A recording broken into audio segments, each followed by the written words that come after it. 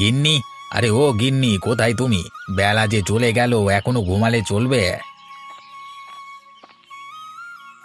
আমি সকালে ঘুমালে তোমাদের খাবার কে করবে শুনি?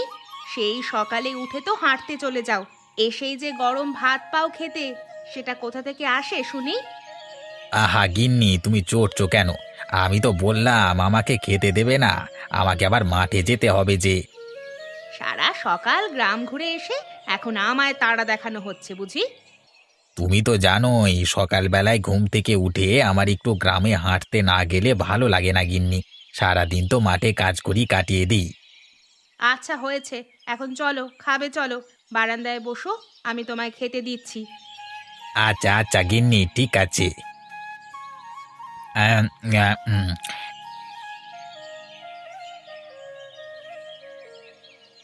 বিধু আর সিধু কই? ওরা ঘুম থেকে ওঠেনি নাকি এখনো? ওদের আবার স্কুলে যেতে হবে তো। আমি ডেকে দিলে তবেই না উঠবে? স্কুল থেকে ফিরেই সারা দিন দস্যিপনা করে বেড়াবে, একটু বিশ্রামের নাম নেই মুখে।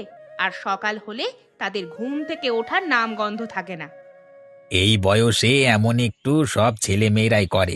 তুমি দেখো, একটু বড় হলেই সব ঠিক হয়ে যাবে। ঠিক হলেই ভালো, ওদের জ্বালাতনের সাথে আমি আর পেরে উঠি না বাপু। আমি তাহলে এবার উঠি গিন্নি। বেশি রোদ পড়ে গেলে আমি আবার মাঠে কাজ করতে পারবো না, কষ্ট হবে। আচ্ছা সাবধানে যেও, দুপুরে আমি বিধু সিধুকে দিয়ে ভাত পাঠিয়ে দেব মাঠে। আচ্ছা ঠিক আছে, আমি গেলাম তাহলে।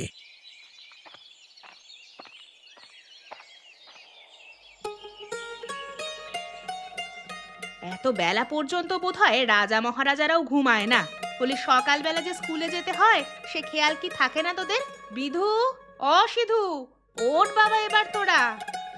আর একটু ঘুমাই না মা। এত সকালবেলায় ঘুম থেকে উঠতে ভালো লাগে না। হ্যাঁ, পড়াশুনো সব শিখেই উঠেছে দিন দিন, আর তাদের নাকি শুধু ঘুম পায়। স্কুল থেকে ফিরে তো আর তোদের ছায়াটাও মারানো যায় না। তোরা ওঠ বাবা এবার, না হলে যে স্যার বকা দেবে। ও মা, আজকে স্কুলে না গেলে হয় না? আজকে যেতে ইচ্ছে করছে না।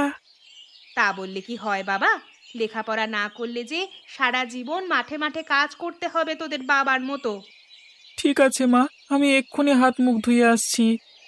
হ্যাঁ মা, আমিও যাই। হাত মুখ ধুয়ে তোরা বারান্দায় বস, আমি এক্ষুনি খেতে দিচ্ছি। দেরি করিস না আবার, না হলে রতন চলে যাবে তোদের ফেলে। ঠিক আছে মা।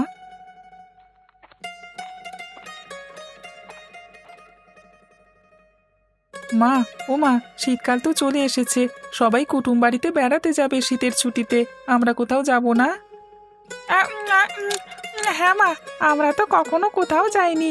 এবারে শীতের ছুটিতে আমাদের কুটুম বাড়িতে বেড়াতে নিয়ে যাবে না মা? ঠিক আছে নিয়ে যাবো খন, এখন লক্ষ্মী ছেলেদের মতো খেয়ে স্কুলে যা।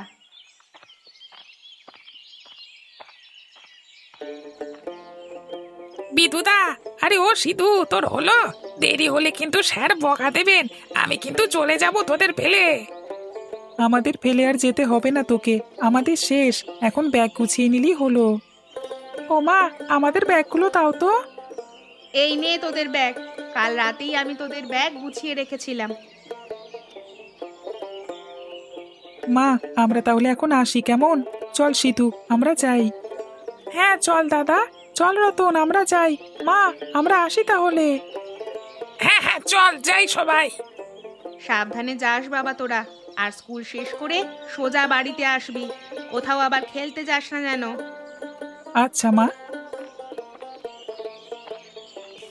আজকে তো ঘরে একটা তরকারিও নেই, এখন দুপুরে রান্না করি কিভাবে? আমার এত ভুলো মন, সিধুর বাবাকে বাজারের ব্যাগটা দিতে আমার মনেই হলো না একটু।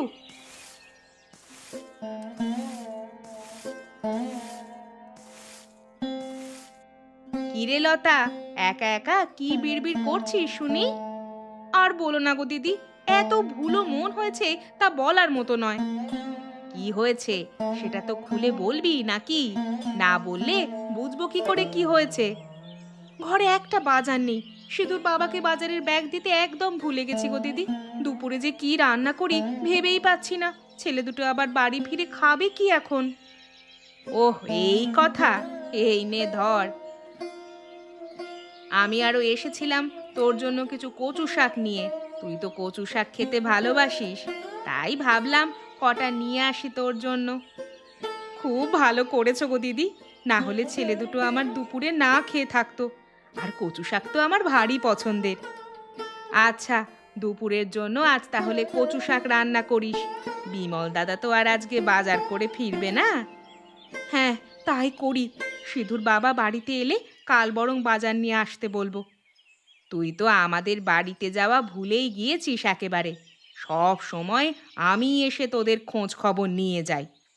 আর বলো না দিদি সে কথা। ছেলে দুটো দস্যিপনা দিন দিন বেড়েই চলেছে। ওদের জন্য দুদণ্ড শান্তি নেই আমার। স্কুল ছুটি হলেই তারা জেল থেকে যেন ছাড়া পাওয়া আসামির মতো সারা গ্রাম ঘুরে বেড়ায়। ছেলে দুটোকে আসামি বানিয়ে দিলি, তুই পারিসও বটে।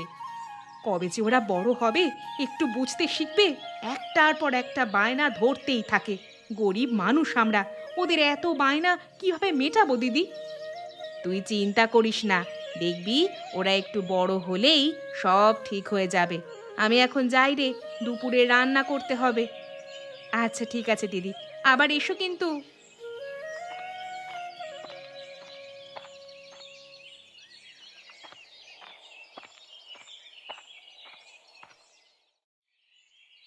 কিরে ভোলা, সকাল সকাল আজকে মাঠে চলে এসেছিস দেখছি। ব্যাপারখানা কি বলতো শুনি। আর বলো না দাদা, শীতের বেলা পড়ে গেছে। এখন আর দিনের সাথে পেরে উঠি না। ঘুম থেকে উঠে এসে কাজ ধরতে না ধরতেই দুপুর হয়ে যায় দেখি। তা তুই ঠিকই বলেছিস ভোলা, সেই জন্যই তো আমি সকাল সকাল মাঠে চলে আসি। তোর ছেলেটাকে তো সাথে করে নিয়ে আসলে একটু কম কষ্ট হতো তোর।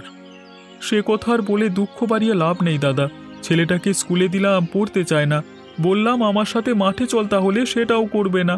সারাদিন শুধু উল্টো পাল্টা সঙ্গ নিয়ে ঘুরবে। ছেলে মেয়ে যদি বাবা মায়ের দুঃখ না বোঝে তাহলে তো খুব খারাপ লাগে রে ভোলা। তোমার ছেলেদের লেখাপড়া কেমন চলছে দাদা? আমার ছেলে দুটো তো আমার নয়নের মণি রে। ওদেরকে যে আমি চোখে হারাই, ওরা পড়াশোনায় খুব ভালো। ভালো হলেই তো ভালো, না হলে যে আমার মতো দুঃখ করতে হবে আজীবন। তা তোমার ফসল এবার কেমন হয়েছে দাদা? আমার ফসল তো খুব ভালো হয়েছে রে। সবাই তো এবার ধান করেছে। আমি ভাবলাম শীত পড়তে পড়তে শীতের সবজি চাষ করি, তাই তো ফুলকপি করলাম এবারে। মাঠে এখনো কেউ ফুলকপি করেনি গো দাদা।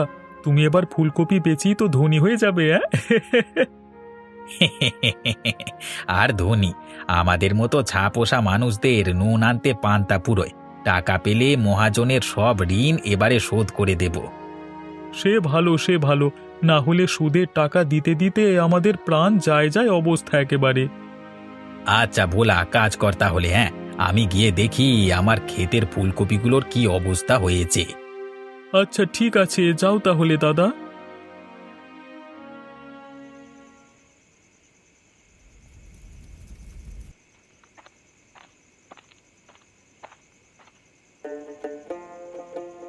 কই রে বিধু, সিধু, কোথায় তোরা বাবা?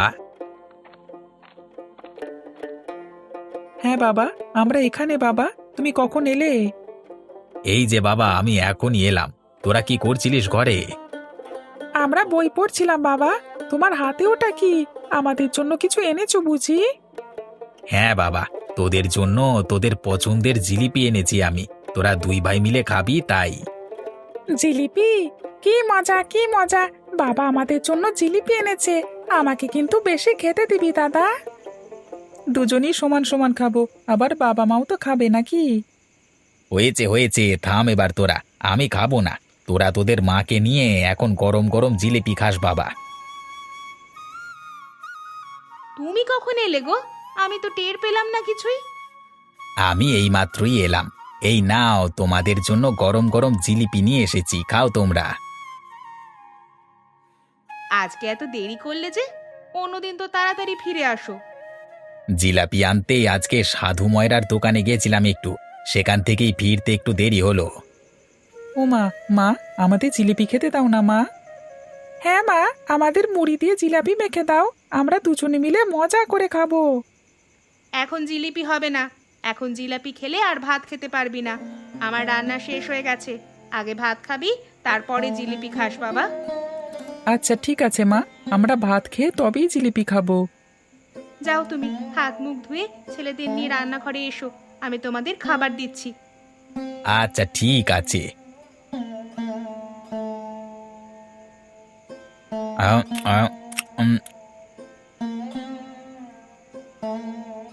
আজকে কি তরকারি ছিল না কিছু? কচু শাক রান্না করেছো দেখছি। না গো, আজকে কিচ্ছুটি ছিল না ঘরে। আর আমিও যাওয়ার সময় যে তোমাকে বলে দেব বেমালুম ভুলেই গিয়েছিলাম।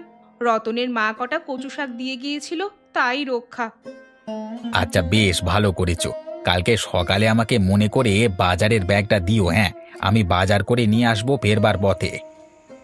আচ্ছা ঠিক আছে।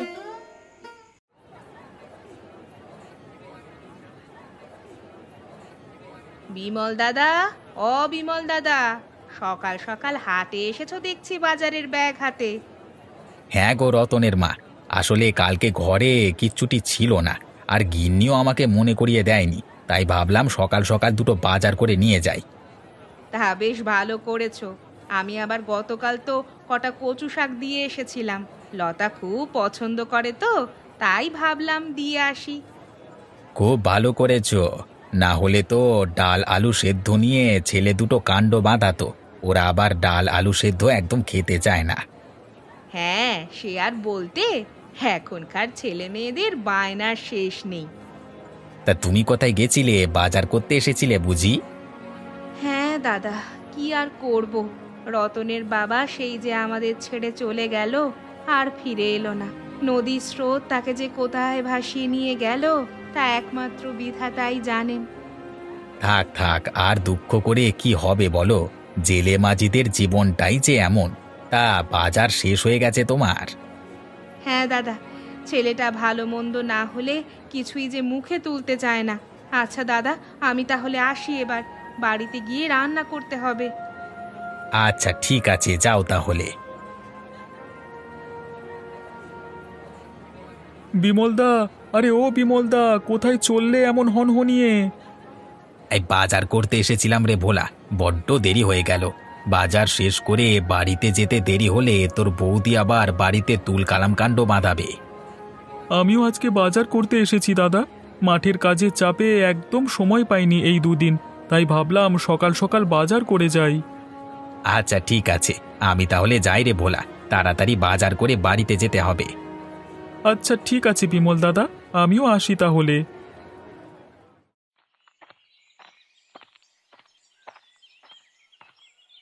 হ্যাঁ রে দাদা, কিছুদিন পরেই তো শীতের ছুটি দেবে নাকি? আর এই ছুটিতে সবাই নাকি দূরে কোথাও পিকনিকে যাবে। তুই কিভাবে জানলি এত কথা? রতনই তো আমাকে বলল। তাই নাকি রতন? আমার ক্লাসের সমুর মাঝে আমাদের স্কুলেরই শিক্ষিকা সময় তো আমাকে সব বলেছে।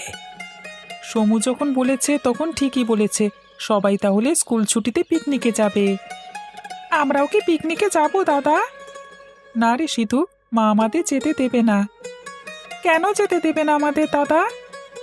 একা একা এত দূরে মা কখনো আমাদের যেতে দেবে না, আমাদের যাওয়া হবে না রে সিধু।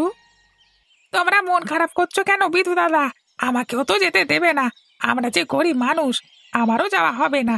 আমরা সবাই একসাথে সারা দিন খেলা করব। আমাদের তো তেমন কোনো আত্মীয় নেই যে সবাই একটু বেড়াতে যাব। শীতের ছুটিতে সবাই তাদের আত্মীয়র বাড়িতে যায়। আমার তো মা ছাড়া আর কেউ নেই দুনিয়াতে, তোমাদের তো বাবা মা সবাই আছে।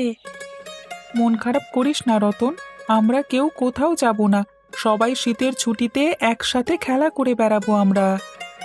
কে বলেছে তোর কেউ নেই? আমরা আছি না? হ্যাঁ তাই তো, আমি তো ভুলেই গেছিলাম, তুই আর বিধু দাদা আছে তো আমার জন্য।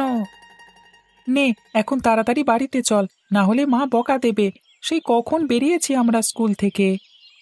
হ্যাঁ চলো দাদা, আমরা বিকেলে সবাই পুবের মাঠে খেলতে যাব কিন্তু। আচ্ছা ঠিক আছে, তুই দুপুরে খেয়ে আমাদের ডাকিস কেমন? আচ্ছা ঠিক আছে।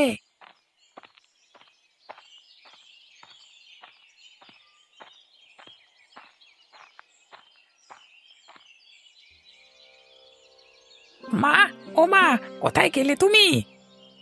আমি রান্নাঘরে বাবা, দুপুরের জন্য রান্না করছি। তুই হাত মুখ ধুয়ে বারান্দায় বস, আমি দুটো মুড়ি মেখে দিই, খেয়ে স্নান করে আয় বাবা। আচ্ছা ঠিক আছে মা, আমি এক্ষুনি হাত মুখ ধুয়ে আসছি, তুমি আমাকে মুড়ি মাখা খেতে দাও। ঠিক আছে বাবা। কি রে বাবা, আজকে স্কুলে কেমন সময় কাটলো তোর? জানো মা, আমাদের স্কুল শীতের ছুটিতে সবাই পিকনিক করতে যাবে।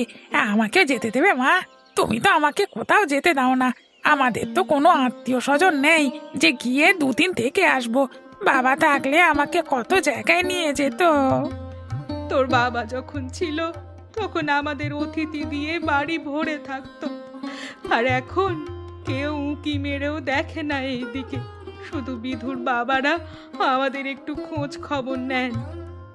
আমাদের কি আর কোনো আত্মীয় নেই যে আমরা শীতের ছুটিতে বেড়াতে যেতে পারি? আছে, তোর বাবার কমলা পিসি, তিনি বড্ড ভালো মানুষ।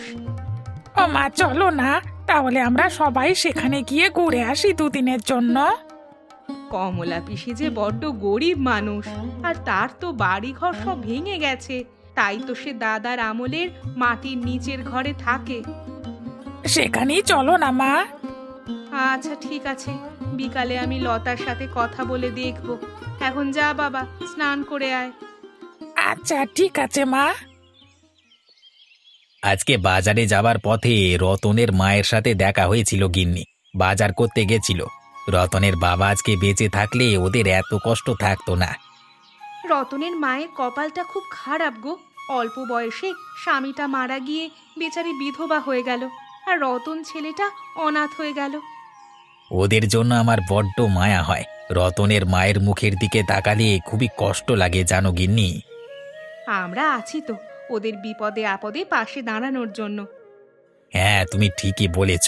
হাজার হোক, আমার নিজের বড় কাকুর ছেলে ছিল রতনের বাবা। আমি কি করে ওদের ফেলে দিই বলো তো?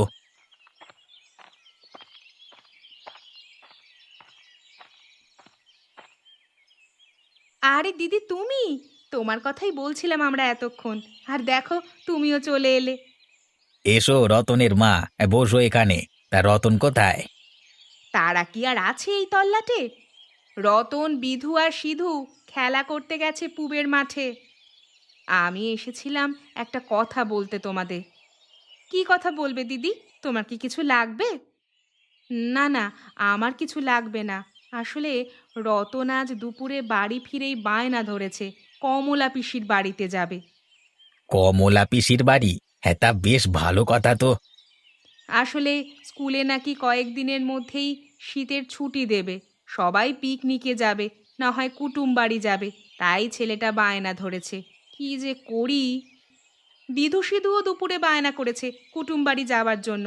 তাহলে তো ভালোই হলো। চলো না, সবাই কমলা পিসির বাড়ি থেকে ঘুরে আসি। কথাটা তুমি মন্দ বলনি গিন্নি। অনেক দিন হলো কমলা পিসির কোনো খোঁজ খবর নেওয়া হয় না। গেলে পিসি কিন্তু খুব খুশি হবে। কমলা পিসির মাটির নিচের বাড়ি শুনে তো রতনের ওখানে যাবার বায়না আরো বেশি করছে। আচ্ছা, আমরা তাহলে কমলা পিসির বাড়িতেই যাব একবার। আচ্ছা, আমি তাহলে আসি এখন।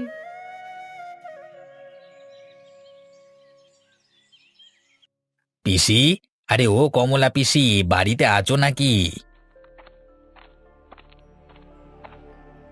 কে কে ডাকে আমায় এত সকাল সকাল? আমি গো কমলা পিসি, হ্যাঁ আমি বিমল। ওরে হারামজাদা, এতদিনে বুঝি এই বুড়ি পিসিটার কথা মনে পড়লো তোদের? পিসি, আমরা সবাই এসেছি তোমার বাড়িতে বেড়াবো বলে। সাথে করে তোমার নাতিপুতিদেরকেও সঙ্গে নিয়ে এসেছি। কেমন আছো তুমি দিদা? আমি ভালো আছি রে দাদু ভাই, তোরা সবাই কেমন আছিস বাছা? আমরাও ভালো আছি দিদা। এটা বুঝি হারানের ছেলে? হ্যাঁ পিসি। আহারে, বাপ মরা ছেলেটা কত বড় হয়ে গেছে সবাই। বেঁচে থাক দাদু ভাই, বেঁচে থাক তোরা সবাই। আমাকে তো কেউ চিনছেই না, আমার সাথে কেউ কথা বলছে না কেন? ও মা গো, আমার ছোট দাদু ভাইয়ের কি রাগ! কে বলেছে তোকে কেউ চিনে না? তুই যে আমার তাল পাতা সেপাই রে দাদু ভাই। আমরা তোমার মাটির নিচে বেড়াতে এসেছি দিদা, আমরা কিন্তু কিছুদিন থাকবো এখানে। কুটুম বাড়ি এলে তো মানুষ কিছুদিন অবশ্যই থাকবে, তবে তুই চাইলে আজকেই চলে যেতে পারিস, বাকিরা সবাই থাকুক। মাটির নিচে কুটুম বাড়ি এলাম আর আমাকেই চলে যেতে বলা হচ্ছে, আমি আর থাকবো না এখানে। ওরে আমার তাল পাতার সেপাই, তার আবার রাগও আছে? আমি তো মজা করে বললাম দাদু ভাই। আচ্ছা যাও, এবারের মতো আমি আর বাড়ি ফিরে গেলাম না। হে হে হে হে হে।